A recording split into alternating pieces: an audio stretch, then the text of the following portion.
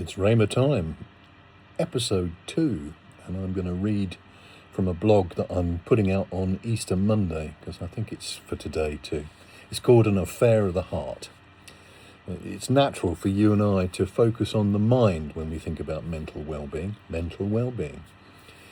and the thoughts, perhaps the will, and certainly the emotions. Anchored up here. If you're wondering what that strange thing is, see if I can get my finger, it's like one of the PlayStation games. That's a grow light, natural light in winter. From most ancient civilizations, these faculties dwelt not in the brain, but in the heart, or even in the kidneys, in the viscera of the body. And we may laugh at these primitive ideas, but science is coming around to an understanding that some of our faculties, for example, are based in our gut, distributed throughout the body. And the gut brain and serotonin are a very good example of how science is catching up with ancient culture. And so today, as on Easter Monday, when this will go out again, I'd like to think about the proverbial heart. Of course, I'm influenced by the positive message of Easter, new hope, new birth, spring. But what if we were to guard our metaphorical hearts today? The hearts of ancient culture. The heart is the seat of intention and motivation. A famous proverb encourages us to watch over our hearts. It said, watch over your heart, or guard your heart with all diligence, for from it come the issues of life. Flow the issues of life. Flow is one of my favourite words. So our hearts are a place from whence motivation flows, and energy flows, and enthusiasm flows. These drivers, these forces that are the very essence of life. Well, I believe we've got heart issues in the West. Recent research suggests that our Victorian ancestors had greater speed of perception, and perhaps because they were not so overwhelmed by information overload, excuse me, and perhaps because they had to work harder to grasp something. Today we have so much handed to us on a plate, that it's often too much. So I see 7 perils facing our well-being that we could guard against, if you agree with me. First of all, first danger is comfort. Choosing ease over the uncomfortable truth that would set us free. That's a real problem. So people don't like to be criticised. Who likes to be criticised? But that can sometimes drift into people not wanting to be challenged, because we're all a bit cracked, aren't we? And we all need repairing, and we all need to change and transform. So comfort seems to have quietly insidiously become king. And comfort is not in our best interests. Psychologists have said for decades that significant growth happens outside of our comfort zone. So let's not get too comfortable with comfort and be prepared to be stretched and challenged. Secondly, hubris. That's the quiet certainty that knows everything and therefore learns nothing. As soon as we become that arrogant, we mirror certain people on the world stage, and we can see it happening to the great cost and peril of nations now, where arrogance, overbearing arrogance, is causing so much suffering.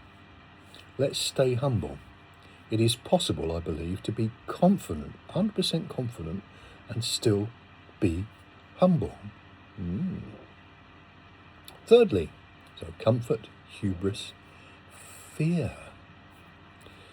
The longing for security that makes us willing to trade truth for safety.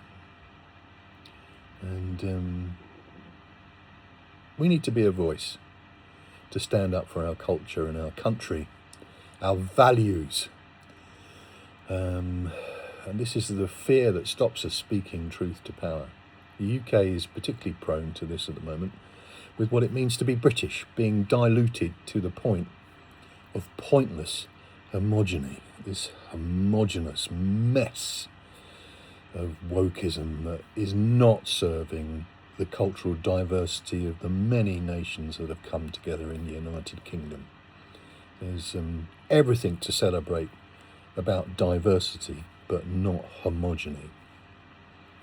Fourthly, distraction. This is huge in our culture, and I'm probably guilty here of adding to it. There's so much stuff filling every gap of silence so that no voice can be heard. No voice, no quiet, still voice, but the voice of society and the voices of social media. Where is the love of quiet, silence, reflective silence? Where has that gone? Sometimes we just need to be still and listen. Nearly there. Fifthly, false community. That's the tribe that confirms rather than the fellowship that transforms. It's so easy now with algorithms to surround yourself with voices that just say the same thing as you, that reinforce your biases and my biases. I'm not innocent in this. We need to be stretched. That's where diversity really works, where you can learn something from another culture without necessarily being conformed to that culture, informed rather than conformed. So distraction and false community are also enemies. We do not want a tribe that confirms everything we believe. We want a tribe that transforms us, that gives us accountability. Two more. False mercy or compassion. This is the false forgiveness that is emptied of accountability. Is the problem of certain aspects of wokeism, where we accept one another just as we are and we say, you are enough. Sometimes you are not enough. Most of the time, I am not enough. I need to transform, to change, to be metamorphosed.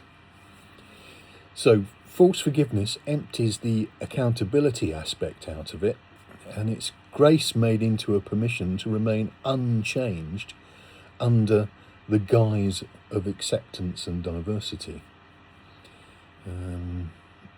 Sometimes we've got fatal flaws that must be challenged and addressed. And then I'm very, very keen on spirituality and religion. Religion itself can become a problem for our hearts, where we use religion, rituals, to mask and hide a heart that no longer burns with passion. We need to burn with love and with a passion for transformation. This world is sick, and it needs people like you and me to stand up and go, from this pure heart that loves transformation, beginning with me, let's return to our values that have been proven, tried and tested. So if I was to reduce this down to one challenge for us all, for our well-being, it would be to shun being too comfortable, where being comfortable means stasis and ceasing to grow. Society and consumerism may be provoking mental ill health by closeting us in a velvet cage filled with false abundance. So many beautiful things that distract us. Love is rarely comfortable, and neither is growth. Let's think how messy, real, earthy relationships are. So let's choose love and truth and messy relationships over comfort and status and power.